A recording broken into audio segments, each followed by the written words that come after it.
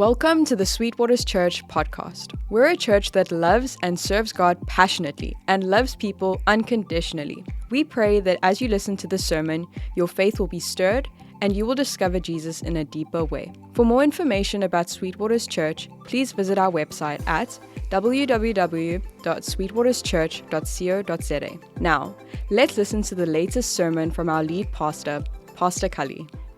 Have you ever noticed this? And I'm speaking to all of us here this morning. Have you ever noticed this? That in the place that you try to avoid the hardest, you often find that God moves in that very place the greatest. Maybe it's just me, because I hear 5 of us on this side. This side is sorted. But here's the thing. I found it in my life that in a place that I try the hardest to avoid, that God often moves the greatest in those areas and those places. And what do I mean by those places? Well, many of us can maybe identify by this. Places like the hospital, because maybe that's where a loved one passed on, and so you don't want to go back to the hospital. I know for a long stint in my life, in my childhood, that's where my dad passed away. And so I never wanted to go to hospitals thereafter, because that was where grief and pain was. Maybe that's that phone call you're trying to avoid making, because you know if you make that phone call, it's going to be awkward, it's not going to be nice. Maybe that's that conversation that you are trying to avoid having with that person, because you know that person may be offended or confrontational, so you try to avoid that confrontation, trying to avoid that conversation even. Maybe it's even, just thinking about it, it's a relationship. Let's go for it. Because maybe you've been hurt from previous relationships, and so you tell yourself, I don't want to go into another relationship because I know what it felt like going into that relationship before. And so you treat all relationships as your previous relationship. And so now you try to avoid that area. And so what we do, and just go with me with this, because it is Resurrection Sunday. And so what we do as people, unfortunately, what we do is we don't necessarily just avoid it, but we almost create spiritual grave sites. Let me explain this. Because we don't avoid it, we go there from time to time to go visit. We put tombstones of past relationships, tombstones of hospital bad experiences, tombstones of not wanting to make that phone call, not wanting to have that conversation. And we put all of this, so we go there from time to time and we go visit it, just like we do at grave sites. And so here's the thing, because as people, we bury things. We bury things. We bury our pain. We bury our disappointments. We bury our dreams that didn't work out. We bury promises that didn't happen how we thought it will turn out. But here's what Scripture tells us. And so we're going to go right into the Scripture. And turn with me to Matthew 28, verses 1 to 6. Matthew 28, verses 1 to 6. And it says, after the Sabbath, at dawn on the first day of the week, Mary Magdalene and the other Mary went to look at the tomb. There was a violent earthquake, for an angel of the Lord came down from heaven and going to the tomb, rolled back the stone and sat on it. His appearance was like lightning, and his clothes were white as snow. The guards were so afraid of him that they shook and became like dead men. The angel said to the woman, do not be afraid, for I know that you are looking for Jesus who was crucified. He is not here. He has risen, just as he said. Come and see the place where he lay. Now here's the key here. If you read that passage, I want to focus on that one part where it talks about where the earth shook, because it talks about, and you can read between the lines, it speaks about an earthquake, about ground shifting. And so this earthquake, it didn't happen at the temple. If you read it, you'll understand. This earthquake didn't happen at the temple. It didn't happen at the marketplace. It didn't happen even at the palace. It happened at the tomb. at the very place where the promises were buried. The pain was buried.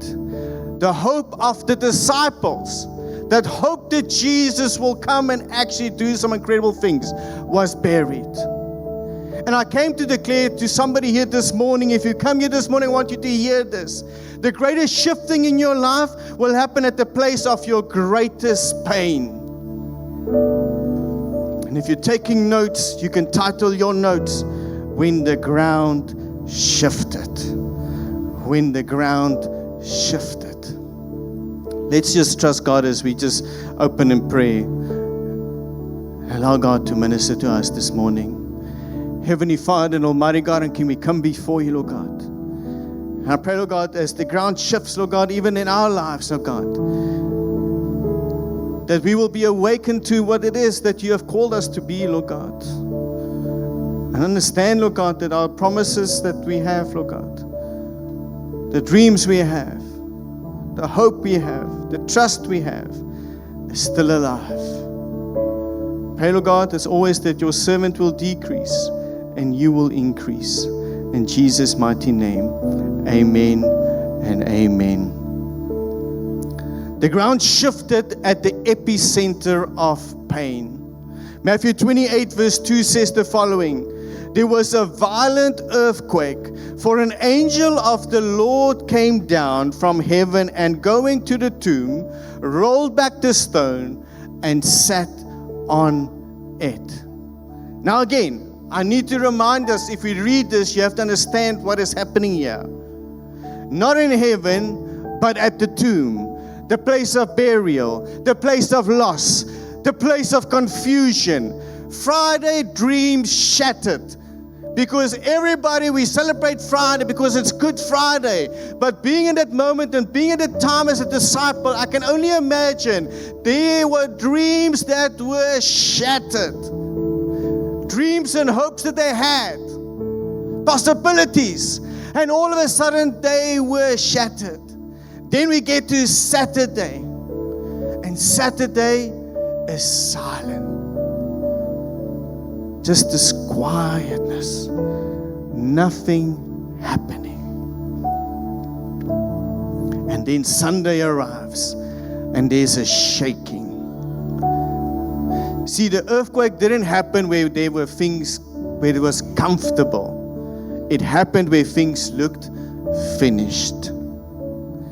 And some of you need to hear this. The very place you think God abandoned you, may it be the very place that God unveils Himself to you. The very place that you think where it's silent, where things are just broken and there's pain and there's hurt, that might just be the very place that God actually reveals Himself to you. Psalm 50 verse 8 or verse 5 rather says this following: For His anger lasts only a moment, but His favor a lifetime. And we know the next part because we speak it over our lives. We got the bumper sticker, we got the fridge magnet. And so go with me, church. Weeping may stay overnight, but praise be to God. Come on, somebody. There is joy in the morning. Weeping might be in the night. You might cry yourself to sleep at night because Friday happened and Saturday is silent. But praise be to God, there might have been weeping at the night, but there is joy on Sunday morning because my King has risen. My King is alive. Notice morning came at the same place where there was weeping. Did you catch that? It didn't change the scenery. It didn't change the location. The resurrection didn't, let me put it this way. The resurrection didn't relocate the pain. It redeemed it. It didn't relocate the pain. it redeemed it. So here's the thing. Mary and other Mary did not go to the tomb expecting a praise service. They didn't go to the tomb to go and be like, hey, it's happening here. We're getting ready for Jesus being resurrected. We on this side of the resurrection knows this. Spoiler alert, our King is alive. Mary, other Mary, didn't know that. Although Jesus prophesied it, they didn't click. They didn't believe yet. And so when they arrived there, they didn't arrive to receive an empty tomb. They actually didn't, and I want to say this, and please, I'm not saying no disrespect to the scenery there, but they didn't come there with a tambourine and go, my Jesus is alive, my Jesus is alive, my Jesus is alive. They didn't come there with tambourines singing my Jesus is alive. Or if we want the modern version, like our worship team singing Resurrection, like they didn't go, on the third day, he borrowed the tomb. No, they didn't sing that. What they actually, instead of tambourines, they actually arrived with spices. Why? Because they were expecting a dead body in the tomb. They didn't expect resurrection, they expected decay. Because they were getting ready for burial duties. And sometimes God will shake the very place that you expected to rot. Sometimes God will actually shake the very place you expect to rot away. Let me put it another way. What you're preparing to preserve, God is preparing to resurrect. Because sometimes we just preserve. Let it just stay there. Let it stay dormant. And one day, maybe one day, I'll go back there. Maybe one day when everything is okay. Maybe one day when I get my life sorted out. When I walk onto the narrow path. Maybe one day then things will work out for me. But here's the key. God is not working in the preserving. He is working in the resurrecting. And so the very things that we sometimes want to preserve, God is able to resurrect. And then number 2, if you're taking notes down, this is number 2. The stone was rolled away so that we could see. The stone was rolled away so that we could see. Matthew 28 verse 6 says, He is not here. He has risen. Just as He said, come and see the place where He lay. Now, let me just explain this because maybe we need to understand this understanding and theologically understand this also. Because the stone wasn't moved so that Jesus could get out. Okay, some of you need to understand this understanding. Because many of us, we understand the fact that the stone was rolled away because Jesus was stuck inside. There was this incredible lock, this incredible seal that Jesus like, cooey, I need to come out. The stone was not rolled away so that Jesus can come out. The stone was rolled away so that we can actually see. The stone was for our knowledge, for our revelation. Because how do I know this? How do I know this? Because later on, now get with me, because Jesus resurrected, right? He's walking around. And then later the disciples are actually in the upper room. And the scripture even tells us the door is locked. And what happens? Jesus shows up even through a locked door. So nobody can tell me that a stone will actually prevent Jesus from coming out if he can actually go through locked doors.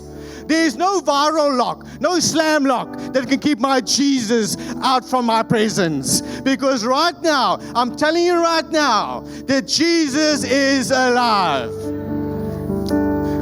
But you have to understand, the stone was never rolled away for his benefit. It was rolled away for our benefit. So that we can have the revelation that the tomb is empty. Because That's why the angel says, come and see. That's why he tells Mary, don't just be fascinated by the stone being rolled away. Come and see inside. See for yourself that he is no longer here. The stone wasn't rolled away for his freedom. It was rolled away for our revelation. Some of you asking, and I know, even I was asking this. So why did God allow the shaking? You know, the earthquake. Why did he allow the shaking? Because sometimes the shaking removes the stone of doubt. Because many of us, we might doubt if God is still active in my life. If God still, can be able to do some incredible things in and through my life. Because maybe we had some hope. Maybe we had some promises. Maybe we had some dreams. And maybe they're in that tomb right there. And that's when God does the shaking, because he can hear your doubt even in heaven. And he's like, maybe I need to do some shaking in Kali's life so that he can actually come and see. The brokenness is no longer there. The pain is no longer in there. The promise is alive and active. Are you with me, church?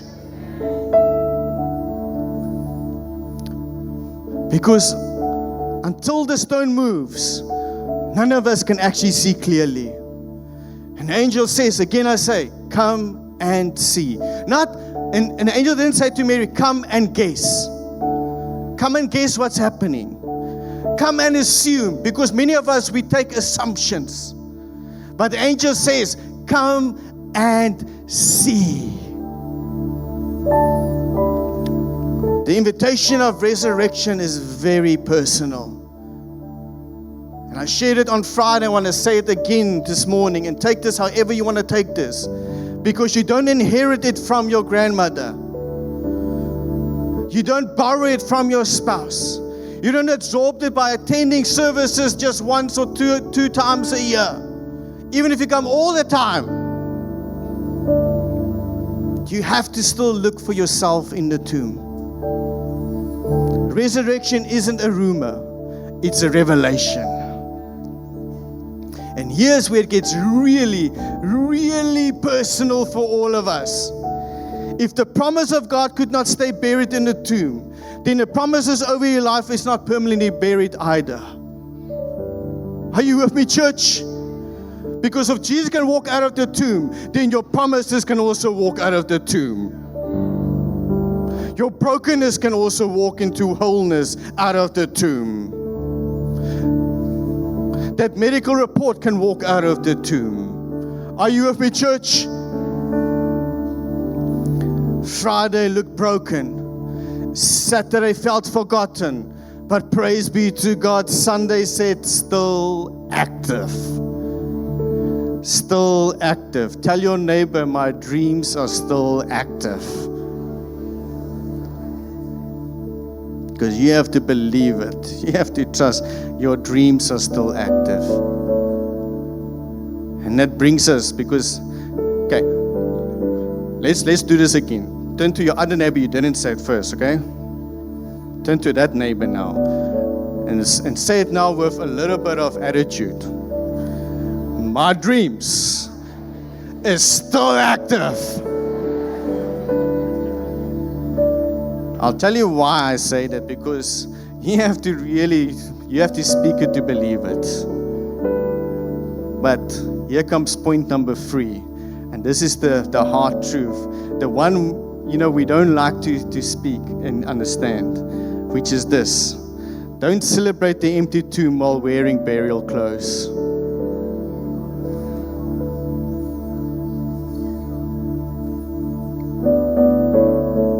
Hashtag just saying. You can tweet that. Don't celebrate the empty tomb if you are still wearing burial clothes. Because John 20:6-7 says, Then Simon Peter came along behind him and went straight into the tomb. He saw the strips of linen lying there, as well as the cloth that had been wrapped around Jesus' head. The cloth was still lying in its place, separated from the linen. See, when Jesus left the tomb, he left the grave clothes behind. And I want to say this because you have to read again the whole idea and understanding of this passage. He didn't rip them off in panic. He's not like, it says there, he actually placed them neatly. So there was no panic. They were folded, intentional, finished. Finished. Everybody remember Lazarus? Remember the story of Lazarus? You know, when Mary comes and she's like, but my brother is dead, had you come sooner? And then Jesus rocks up there in front of the tomb and he says, Lazarus, come forth. And all of a sudden Lazarus comes out. But remember what it actually says, because as soon as Lazarus comes out, and I think I've got it here, John 11:44 says, the dead man came out. This is talking about Lazarus. His hands and feet wrapped with strips of linen and a cloth around his face. This is almost depicting Jesus. But guess what Jesus says? As soon as he calls out Lazarus from the tomb, the moment Lazarus comes out, Jesus sees him being still in burial clothes. And he says, come, take it off. Take all that clothes off. And here's where we bring this together this morning. You can be out of the tomb, but still dressed like you belong in it. You can be out of the tomb, but still be dressed like you belong in it. Don't live wrapped in what Jesus already left buried or left behind. Because God is calling you to come out of the tomb, but not in burial clothes anymore. And so, there are many of us today that are celebrating resurrection while still wearing the grave clothes of depression, the grave clothes of anxiety, the grave clothes of shame, the grave clothes of financial fear, the grave clothes of labels of past failures. I can carry on. Do you want me to carry on? Because many of us, we wear the grave clothes of divorce, the grave clothes of pornography, the grave clothes of affairs, the grave clothes of not looking after your mother and your father, the grave clothes of rebellious children, the grave clothes of making a bad business decision, a grave clothes of abuse. And so we still get out of the tomb, but we're still wearing those grave clothes. The narrative of I will never recover. You're out, but you're still dressed for burial. And here's the problem with that. And I say this very sensitive because I'm not trying to diminish the things that happened in your life. Please hear me when I say this. I'm not trying to diminish. Yes, it happened in your life. Yes, those things are real. But so is Jesus. And so is the empty tomb. And the problem of when we're wearing grave clothes, even stepping out of the tomb, this is what it looks like. Let me explain this. We walk like this.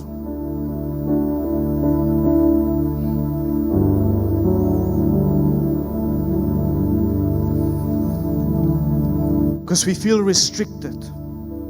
We feel in bondage because grave clothes will wrap you up. It will restrict your movement.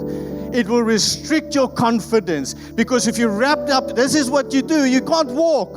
You know that you do. You've played this wrap. You know, they take toilet paper and they wrap up like mummies. You know, that you can't move. And that's why Jesus made it very clear that the moment that Lazarus comes, take it off. Because he needs to walk in freedom. Who the Son sets free? Who the Son sets free? And so here's the idea. Why do we still wear burial clothes when the Son has set us free? Yes, you dealt with sin. Yes, you have done all those things that might have not been appropriate. Yes, you've been divorced. Yes, you've been given a diagnosis. Yes, you dealt with all those things in your life. But praise be to God, the tomb is empty.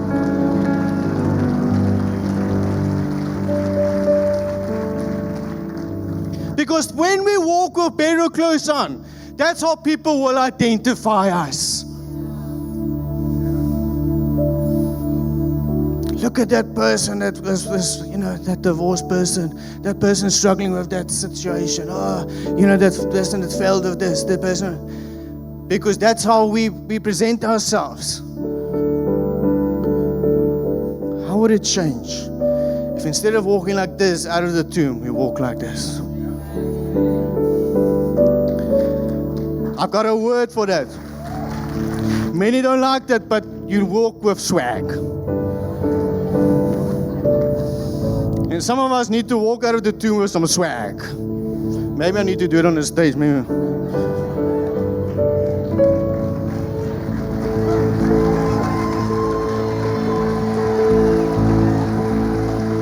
Is there somebody here that can walk with me with some swag this morning? Can I see you walking with some swag? Come on, I need some people that walks with swag. You need to walk like your Jesus is alive. Your King is alive. The tomb is empty. The grave clothes are left behind. Come on, people, let's walk with some swag.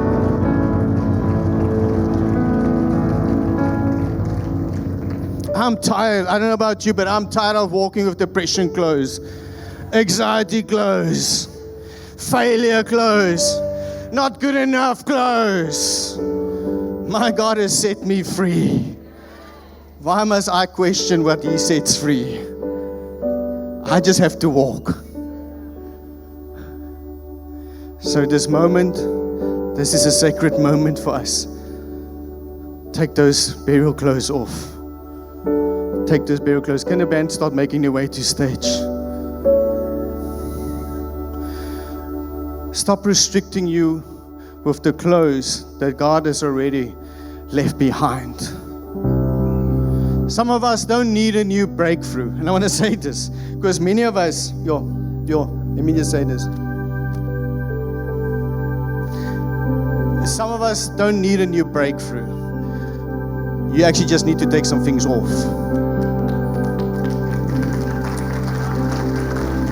Because many of us feel, I need a breakthrough, Lord. I need a breakthrough, Lord. I need a breakthrough. Lord says, take the burial clothes off. I need a breakthrough, Lord. Take it off. I need a breakthrough, Lord. Take it off. I need a breakthrough. Take it off. And I think sometimes, I promise you I'm with you. Because sometimes I pray, I'm like, Lord, when is my breakthrough coming, Lord? When is it coming? When is it happening? And God is like, ay, Kali. Take it off. And I think sometimes, even before, because God is all knowing, so He already knows my prayer. So when I'm praying, He's already answering before I even finish amen. He's already, but God, take it off. But God, you don't, take it off. But you don't, take it off. Take the burial clothes off. I've set you free. I've called you a son. I've called you a daughter. I've called you a high priest. I've called you to be able to minister and share the word of God and evangelize. We've got apostles, we've got evangelists, we've got prophets and prophetesses in this house. But you cannot function in those things. You cannot function in those gifts if you're still walking around with burial clothes. We don't need a new breakthrough. We just need to take the burial clothes off.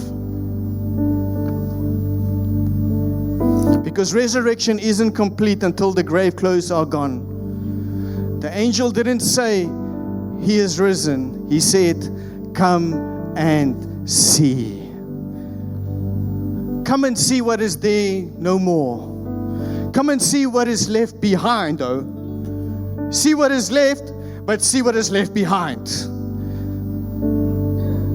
Some dreams in this room feels like Good Friday. Broken. Publicly humiliated, painfully misunderstood. And Saturday seasons are the hardest. I can tell you this from my own personal experience. Saturdays are the hardest. Nothing is happening. No answers. No movement. But Sunday is proof. My dreams are still active and alive. Heavenly Father and Almighty God and King, what an incredible time we had in your presence. And your presence is not evading us. Your presence is not leaving us. Your presence is in us and with us. And wherever we go, we know that you are with us. I pray, Lord God, that you would just continue to strengthen us, lead us, and guide us. May the God who shook the earth at the tomb shake loose every stone that has tried to seal your future. May the same Spirit that raised Jesus from the dead breathe life into every dream that felt buried, every prayer that felt unanswered, every promise that felt delayed. May you walk out of this place not wrapped in yesterday's pain, not dressed in old labels, not carrying grave clothes that don't belong to you. May courage clothe you. May peace guard you. May hope rise in you. And when you stand again at the places that once broke you, may you remember the ground that can shift there too. Go in resurrection power. Go in unveiled promises. Go knowing the stone rolled away. In the mighty name of Jesus, the risen, reigning, resurrected King. Amen and amen. Thank you so much for taking the time to listen to this week's sermon. If you need prayer or want more information about Sweetwaters Church, please email us at info@sweetwaterschurch.co.za. Until next week, be blessed and know that we are praying for you.